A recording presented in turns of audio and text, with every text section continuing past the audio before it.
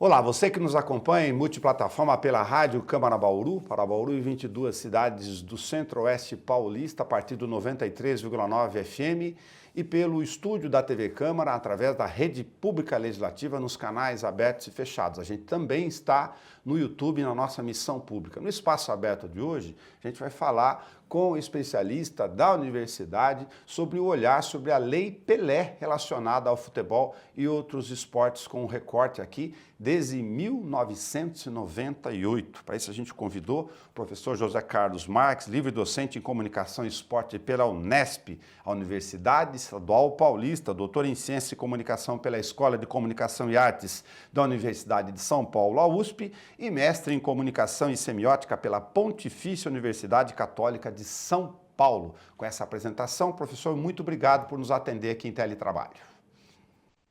Eu que agradeço o convite, é um prazer conversar com o público da TV Câmara e da Rádio Câmara de Bauru. Estou à disposição. Muito obrigado. Professor, um artigo recente da PUC, lá de Goiás, ela trata a Lei Pelé como um enfraquecimento do poder de barganha. E essa expressão, aplicada aqui, a partir do nosso recorte dos clubes do interior, ela lhe faz sentido? Olha, a Lei Pelé, como você disse bem, Nelson, ela é do final do século XX. E acho que é importante historiar um pouco o que acontecia no mundo e no Brasil nessa época. Antes da Lei Pelé, isso é o governo Fernando Henrique Cardoso, nós tivemos uma lei anterior, que era a Lei Zico, a chamada Lei Zico. O Zico chegou a fazer parte do governo anterior, ainda do Fernando Collor de Mello, e é importante perceber a gênese desses documentos legislativos. A Lei Zico fazia com que houvesse um estímulo à criação organizativa no esporte brasileiro. Não à toa, o Zico tinha criado um clube no Rio de Janeiro, que era o CFZ, né, o Centro de Futebol do Zico, e é importante perceber, né, um empresário do esporte, ele assume não era nenhuma pasta naquela época, mas enfim, assume um cargo e propõe uma lei que, de certa forma, promovia esse livre associatismo empresarial. Não é à toa que, naquele momento, surgiram logo em seguida alguns clubes empresa no interior de São Paulo. Muitos de ex-jogadores que se aposentavam, tinham ali um dinheiro para poder investir e faziam clubes empresa. Logo em seguida, quando vem a Lei Pelé, quando Pelé assume, né, que tinha o estatuto de ministério, o Pelé, à época, ele tinha uma empresa de marketing esportivo, né? E é importante perceber que a Lei Pelé, de certa forma, fez o quê? Tirou o poder dos clubes, esse modelo de clube associativo, né, que a gente conheceu desde o final do século XIX, tirou um pouco o poder do clube associativo e jogou o poder de barganha, como você citou há pouco, na contratação de jogadores para os empresários.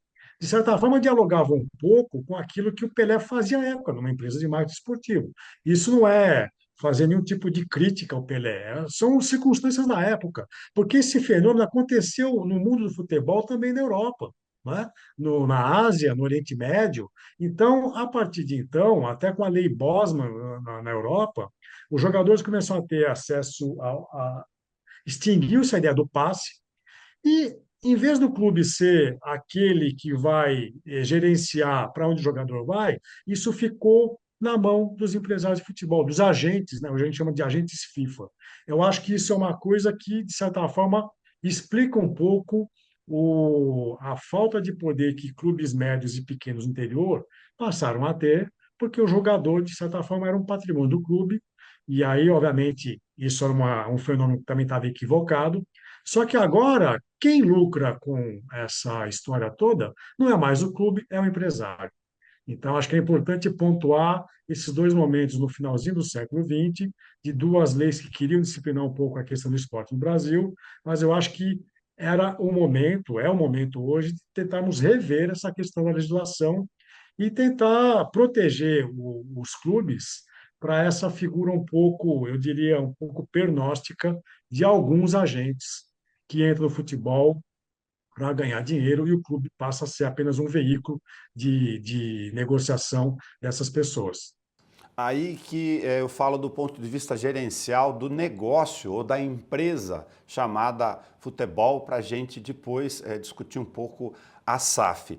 eu tenho um intermediário no meio do caminho, como se fosse um cambista, um corredor, seja qual analogia possa aproveitar. E com todo respeito às profissões, né, ele não vive a ideia do INSS, dos encargos sociais, da estrutura, da AGA, do IPTU do clube. Ou seja, esse intermediário entra para ficar com uma fatia dos negócios. E esta fatia, às vezes, é significativa em relação ao produto posterior da venda pelo clube, que tem toda essa dinâmica e despesa gerencial em relação a isso. Isso prejudica, obviamente, as finanças. Em que grau desses clubes, sobretudo os pequenos? Bom, acho que prejudica de maneira quase que irreversível, porque se antes o clube poderia ter algum tipo de benefício monetário com a negociação de atletas, isso ficou agora muito refém do trabalho desses agentes, desses intermediários, não é? E aí tem outro fenômeno que eu acho que é importante, quem tem que destacar, é que no começo deste século, em 2002, há uma mudança na disputa do Campeonato Brasileiro. O Campeonato Brasileiro passa a ser de pontos corridos, com 20 equipes. Então, nós temos 38 rodadas, e esse calendário do Campeonato Brasileiro começou a ocupar praticamente 2/3 do ano. Nós temos um Campeonato Brasileiro hoje que começa por meados de abril, vai até dezembro. Isso fez o quê? Fez com que se encolhessem as datas e o período de realização dos torneios estaduais. Muitos dos clubes do interior de São Paulo e de outros estados têm no campeonato estadual uma vitrine e uma forma de poder entrar numa disputa e de poder gerar economia para essas cidades e ter contratos com esses atletas. Com essa diminuição de datas de campeonatos estaduais, isso tem a ver com direitos de transmissão televisiva, né? A emissora que detinha os direitos à época quis fazer um campeonato de 38 rodadas, porque conseguia vender 38 rodadas com jogos dos diferentes clubes, não é? É só lembrar, antigamente no sistema de disputa, como tinha os mata-matas, às vezes havia clubes menores que iam para aquelas fases seguintes, a gente não sabia quantos jogos um clube ia fazer durante o ano, né? O clube que era eliminado na primeira fase ficava longe das disputas finais. Então, tudo isso tem a ver com a negociação de direitos de transmissão e com o chamado pay-per-view. Se eu sou torcedor do clube A, eu quero pagar e quero saber quantos jogos eu vou poder assistir naquele campeonato, né? Hoje a gente sabe que cada time, cada clube joga é, 38 rodadas no Campeonato Brasileiro. E isso acabou pegando todo o calendário nacional.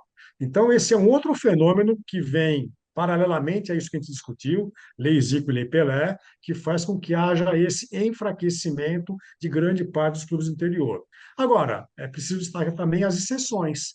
Nós temos dois clubes, né, no interior paulista que nos últimos anos têm se destacado pelas campanhas que têm desenvolvido tanto no campeonato da Série A como na Série B. E cito o Mirassol e cito o Novo Horizontino, né? Apesar de serem clubes de pequena expressão, de cidades pequenas, que não tem uma massa associativa e nem de torcedora que se compare com o que é, por exemplo, Noroeste, Ponte Preta, Guarani, Botafogo e Ribeirão Preto, para citar alguns exemplos, são clubes que têm um sistema gerencial que conseguiu se adaptar a essa nova lógica, né? Mas, enfim, são muitas variáveis que explicam esse decréscimo, esse empobrecimento dos clubes, não é?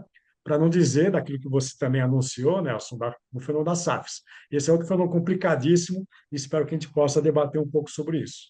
Tá, a gente chega lá no nosso recorte. Ainda sobre essa questão dos clubes, aí os campeonatos estaduais espremidos aqui, de poucas semanas, usar como referência o nosso registro no início de 2026, pelo retorno do Noroeste, como se sabe, a elite principal no ano passado, ele joga aqui janeiro a março, na pior das hipóteses, depois fica caçando Copa Paulista, um torneinho.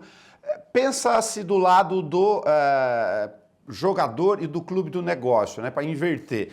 Eu vou fazer um contrato com o time para treinar em dezembro, na melhor das hipóteses, se os times forem muito bem organizados, para jogar a vitrine que é o Campeonato Paulista, lógico, evidentemente, janeiro, fevereiro e março. Mas eu vou fazer um contrato de trabalho como se fosse uma safra, né, de uma grande lavoura, E eu não tenho depois outras entre-safras, diferente do trabalhador, aqui estou comparando mesmo com o agro do interior, do ponto de vista do dia a dia. Então tem jogador que joga por R$ 5.000 aqui na Série 2, Série 3, Série 4, né?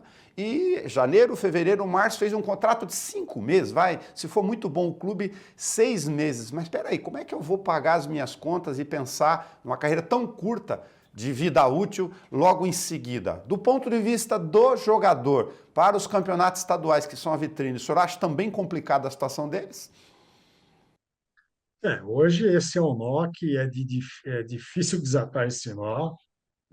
A Copa Paulista não é tão interessante assim, financeiramente, apesar de o campeão da Copa Paulista poder optar depois, né, se vai disputar a Copa do Brasil ou a Série D no ano seguinte, mas o Noroeste ainda teve a sorte de poder se classificar para a Série D, não é?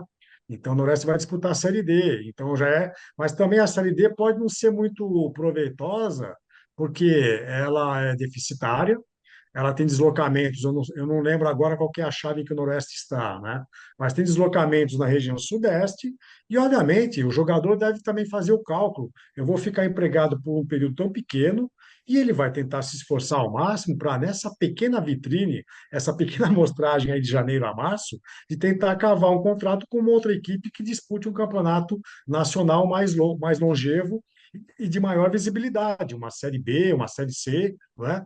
E quem for para a Série A, então, é quase como ganhar na loteria, porque ele vai ter uma vitrine maior para tentar fazer algo que o projete para outros voos, né? Mas veja, tudo isso na cabeça do jogador fica sempre em função da negociação de intermediários, os agentes de futebol, e os clubes ficam um pouco ali reféns dessa lógica, que é uma lógica um pouco perversa, né?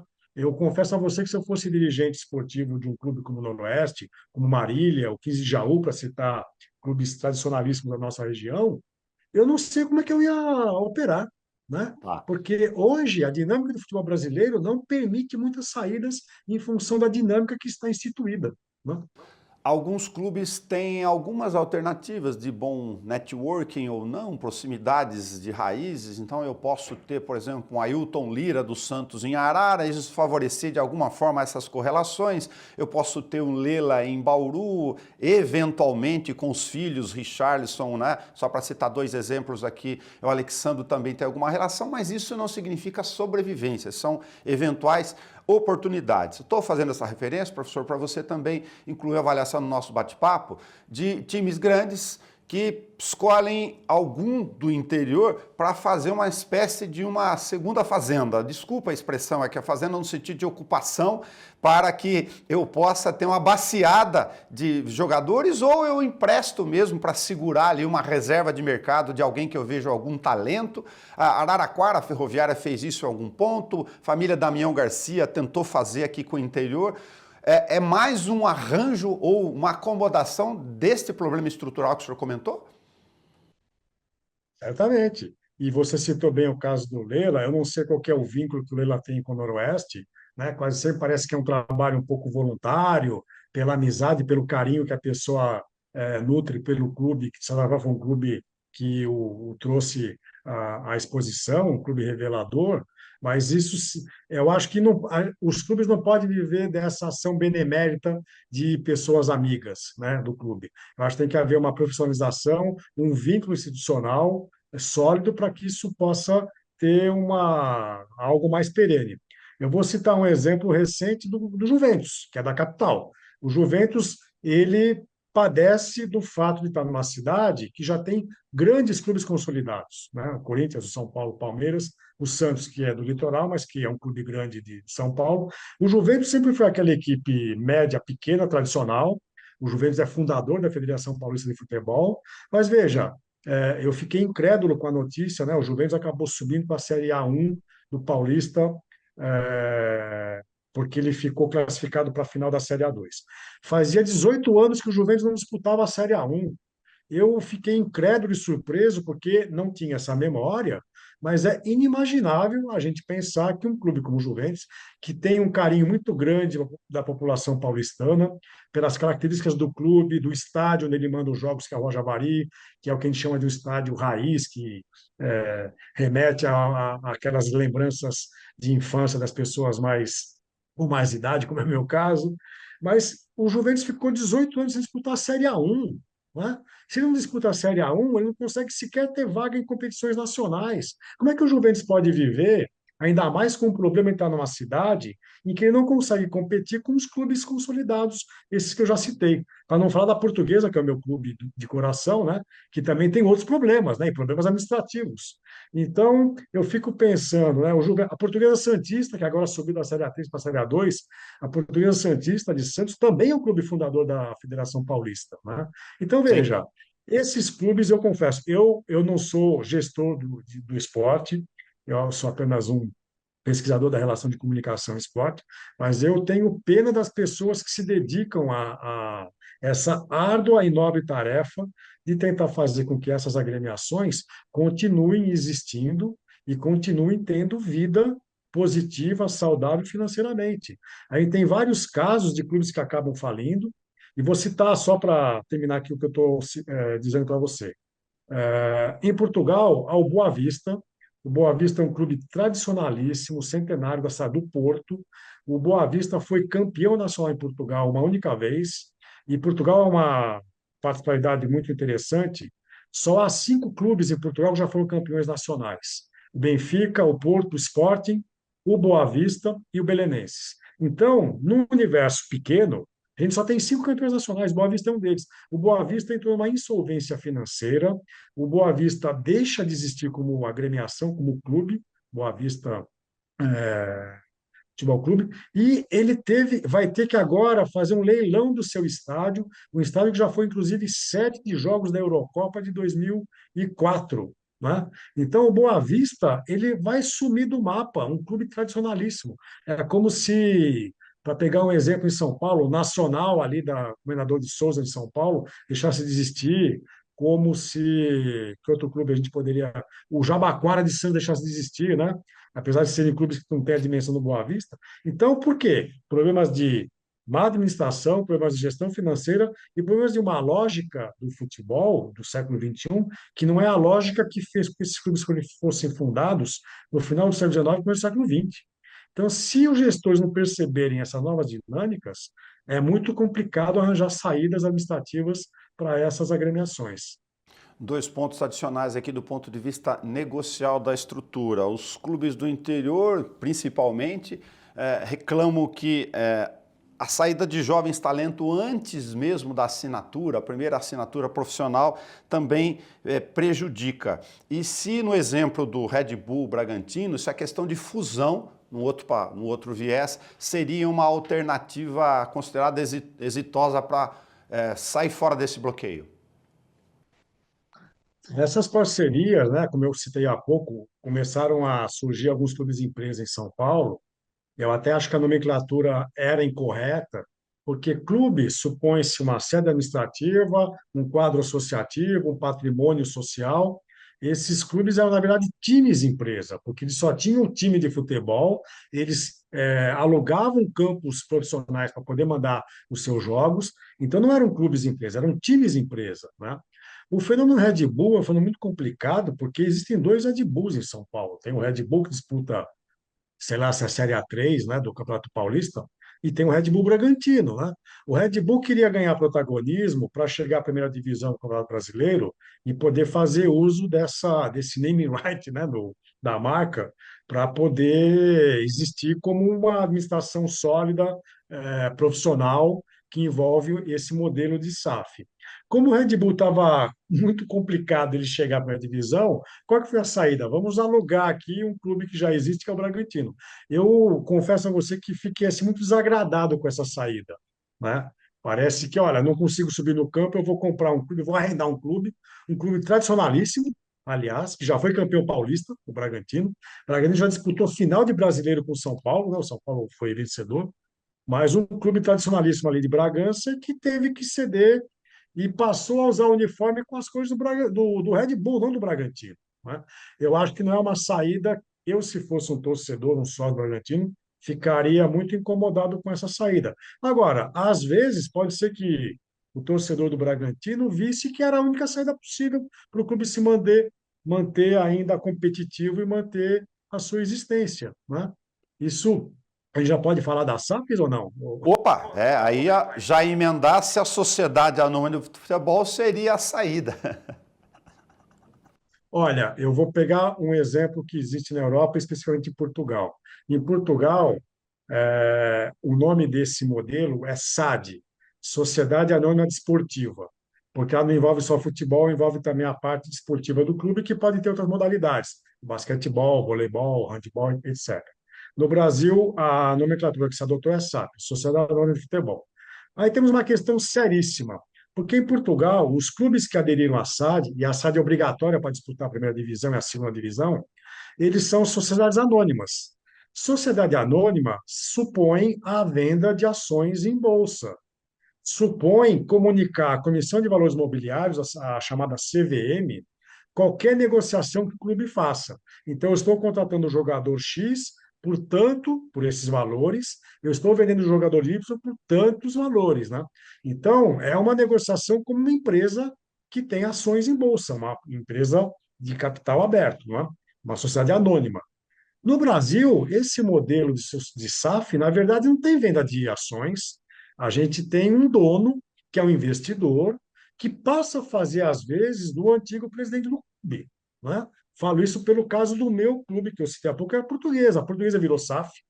Então, nós temos a parte associativa do clube e temos o futebol. O futebol é gerido por um presidente da SAF, que não precisa sequer dialogar de maneira assim mais aberta com a associação desportiva, porque ele vai administrar o clube de futebol, o time de futebol, né? Eu acho que é um modelo complicado no Brasil, porque ele é um modelo que não dialoga com os chamados stakeholders. Se eu tenho uma sociedade anônima, eu tenho que ter acionistas, eu tenho que comunicar com a CVM, tenho que comunicar com governos, com imprensa, com torcedores, com sócios, não é? Então, esse modelo é muito complicado. Vejamos o caso do Botafogo. O Botafogo teve um sujeito que, a princípio, parecia ser muito lunático, que é o João Textor. Ele ficou querendo comprar vários clubes em diferentes lugares do mundo. No Botafogo, ele conseguiu vender a sua ideia, tornou o Botafogo SAF, virou presidente da SAF, fez algo inimaginável até para o torcedor botafoguense. O Botafogo foi campeão da Libertadores, campeão brasileiro. Só que o rescaldo, 2 anos depois, é muito complicado. Ele, inclusive, agora foi impedido de permanecer à frente da SAF. Por quê? Porque a SAF no Brasil ela não é muito transparente, ela não é muito republicana. Ela apenas transferiu o poder absolutista que o presidente tinha em alguns clubes para um poder absolutista de um presidente da SAF, que não precisa prestar contas, né? E aí temos outro problema, porque no Brasil a gente tem a figura do sócio-torcedor, que eu acho que é muito negligenciada no caso das SAFs, né? O sócio-torcedor, ele pode se associar a um clube, não necessariamente sendo sócio daquela agremiação esportiva associativa, né? Só que aí é muito complicado o sócio-torcedor querer se envolver nos aspectos do clube. E vou pegar um caso que acho que é público, que é o do Corinthians, né? O Corinthians tem uma massa de torcedora que é a maior do estado, é a segunda maior do país, são cerca de 25 milhões de torcedores do Corinthians. Imagine se o Corinthians tivesse 25 milhões de sócios torcedores, o poder que isso daria para essa comunidade, né? Só que eu entendo que o sócio torcedor ele está querendo se envolver com o aspecto de uma modalidade, que é o futebol, né? Então a SAF é importante para isso, eu vou cuidar do futebol. Só que o problema do Corinthians é que envolve questões administrativas do clube, presidentes, conselheiros, não é, diretores. E aí me parece estranho os sócios torcedores quererem se envolver na política do clube. Porque, para isso, o que eles têm que fazer? Eles têm que se tornar sócios do clube. Porque o Corinthians continua com um quadro associativo. Então, esse modelo de um clube associativo, que é o modelo do século XIX, começou a entrar em choque com esse modelo de SAF, que é o modelo gerencial do futebol apenas, né? Então, é importante que tanto o SAF como clubes tentem fazer com que haja um aumento dos sócios da associação esportiva e um aumento de sócios torcedores que possam ter voz nas decisões ou do clube ou do clube de futebol, da SAF, né? E isso não acontece no Brasil. Por isso que eu digo que os dois modelos, clube associativo e SAF, são pouco transparentes, são pouco inclusivos e pouco participativos para quem quer, para quem está interessado em se envolver com a dinâmica e com a política daquele clube ou daquela associação esportiva, aquela associação recreativa.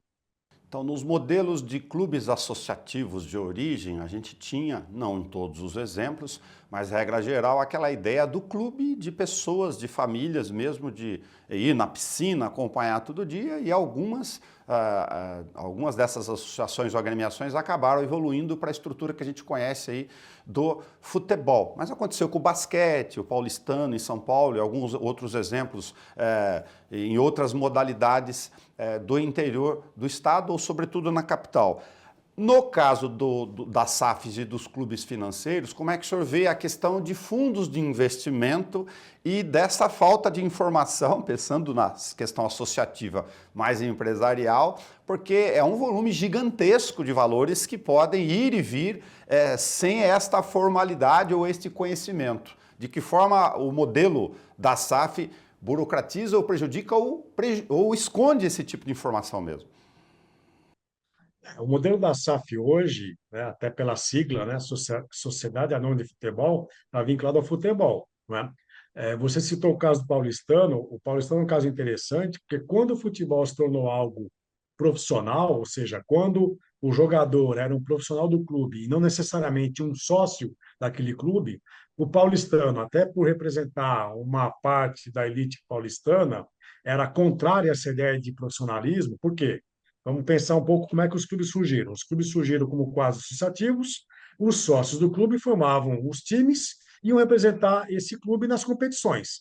Então, o time de futebol paulistano era formado por sócios paulistanos, né? O profissionalismo permitia que alguém que não fosse sócio do clube fosse jogador profissional. E o Paulo falou: eu não quero isso. O antigo Germânia, que é o atual Pinheiros, também se ausentou do futebol profissional quando essa decisão aconteceu na década de 1930, né? Só que, por outro lado, tanto Paulistano como Pinheiros, o atual Pinheiros, né, o antigo Germânia, mantém estruturas profissionais em outras modalidades. O Pinheiros hoje é uma potência das chamadas modalidades olímpicas no Brasil. O Pinheiros participa dos campeonatos da NBB de basquete e de vôlei, da Liga de Vôlei Nacional. O Paulistano participa do campeonato de basquete com equipes profissionais, né? Então, eu acho que, à época, essas modalidades, inclusive, eram chamadas de modalidades amadoras, né? Lembra que o basquete era amador? Nunca foi amador, sempre foi. Os jogadores sempre receberam salários para jogar, né? Então, é interessante perceber que esses dois clubes têm uma administração muito profissional para gerir as modalidades, entre aspas, olímpicas ou além do futebol.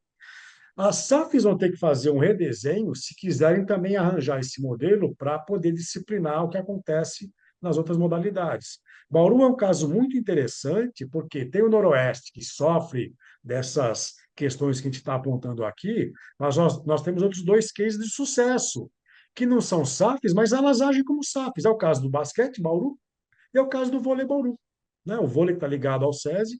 Então, o vôlei e o basquete de Bauru são equipes competitivas, profissionais, né? Atletas dessas equipes recebem salários, e salários de média de mercado no Brasil, e veja o que é o vôlei Bauru, o que é o basquete Bauru nas competições nacionais, nas ligas nacionais principais, né? São equipes de sucesso, campeãs, vez ou outra, né? Estão sempre ali disputando playoffs finais. Agora, esse modelo do basquete e do vôlei no Brasil talvez não seja aquilo que resolva o problema. Porque quais são as equipes que disputam a NBB ou a Liga Nacional de Vôlei? São equipes de sul-sudeste, né? Você não tem um campeonato que atenda, por exemplo, às regionalidades do sul do país, do Nordeste, do Centro-Oeste. Então, são campeonatos que praticamente concentram, quase que na sua totalidade, as equipes de Rio de Janeiro e São Paulo. Escapa Brasília e lá Santa Catarina só, né? Tem um clube em Exatamente. Minas, né? Então, exatamente. Mas sul-sudeste, né? O sul até tem pouca representação. Então, são modelos que também repetem alguns problemas que a gente percebe no futebol. É que o futebol tem mais agremiações com o futebol profissional do que tem associações com equipes profissionais de vôlei e de basquete. Mas veja que Bauru resolveu uma questão que envolve essas duas modalidades. O caso do Noroeste é muito diferente, né? Até porque, se o Noroeste tivesse uma estrutura um pouco mais complexa e dinâmica, essas equipes de vôlei e de basquete da cidade poderiam ser equipes do Noroeste. Assim como durante muito tempo o basquete estava vinculado à Associação Luso Brasileira, à Luso, né? E hoje eu acho que o vôlei depende muito desse aporte do SESI, porque se o SESI decidir, olha, não vou mais querer disputar o vôlei profissional da Liga Nacional, é muito provável que esse clube não participe mais ou que migre para outra cidade que abrace o projeto. Isso aconteceu muito, Nelson, com o basquete na época da Hortência e da Paula. Havia Isso. clubes, né, que migravam. A Hortência uma hora estava em Sorocaba, depois em Campinas. Os clubes eles faziam uma migração de cidade porque envolvia o poder local, o poder do executivo local, o financiamento de alguma empresa que queria colocar o naming right naquela equipe, né?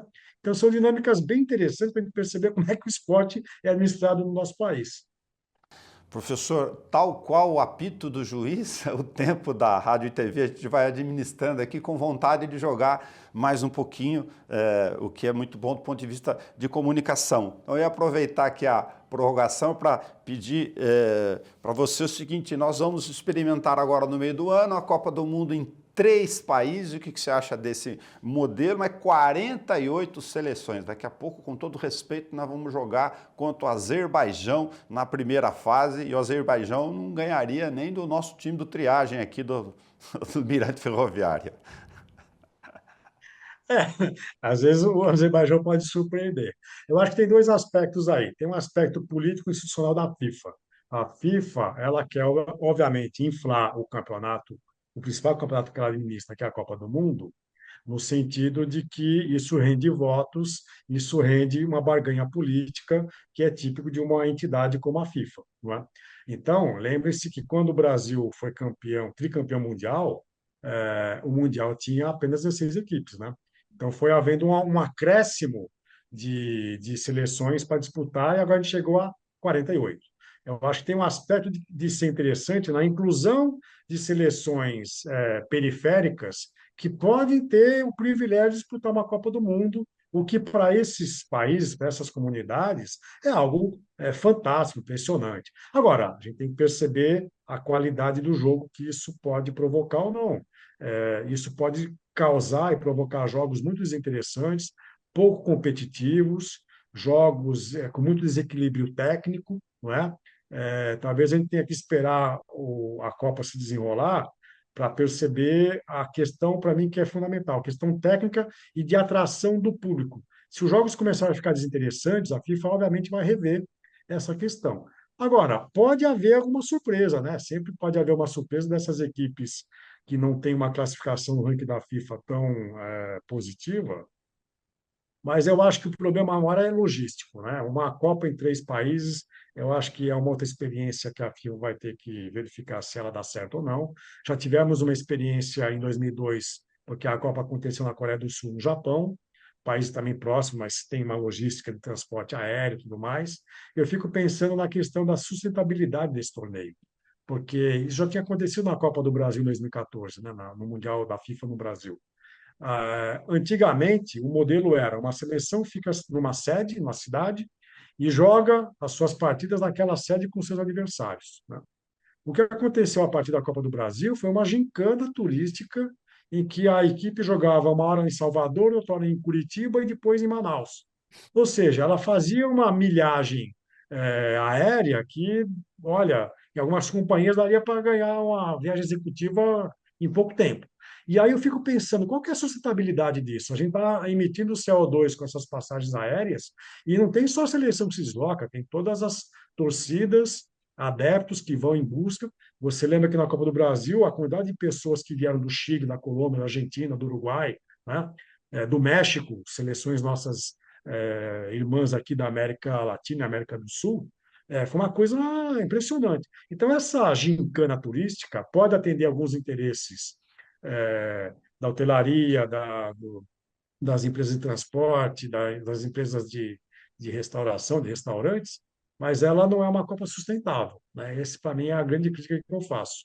E um ambiente político, geopolítico hoje muito complicado, com conflitos em diferentes lugares, né? Rússia, Ucrânia, Israel, Palestina, Irã, Estados Unidos. É uma Copa que tem como principal sede os Estados Unidos, e a gente não sabe o que pode acontecer nestes poucos dias, nestas poucas semanas que antecedem a Copa do Mundo. É, eu acho que o modelo da FIFA, se a FIFA achar que esse modelo está correto, de 48 equipes, é capaz que a gente tenha uma Copa seguinte, daqui a 10, 14 anos, que tenha mais gente ainda, tenha 60 equipes, por exemplo. Professor José Carlos Marques, ia agradecer o bate-papo aqui, rico do ponto de vista dos conteúdos como pesquisador. A gente sempre, como Unespiano, olha a universidade como um grande laboratório, né? Para olhar de cima esses aspectos e a gente conversar sobre as questões aqui do dia a dia de forma aberta. E ia, por fim, terminar, não simbolicamente aqui, se do tempo do capotão, se o professor gosta do gramado, da grama com tiririca que tem que tirar com a mão, ou desse modelo sintético que estão colocando aí para efeito do espetáculo chamado futebol. Bom, eu quero primeiro agradecer ao convite e um abraço para ouvintes e telespectadores da rádio e da TV Câmara.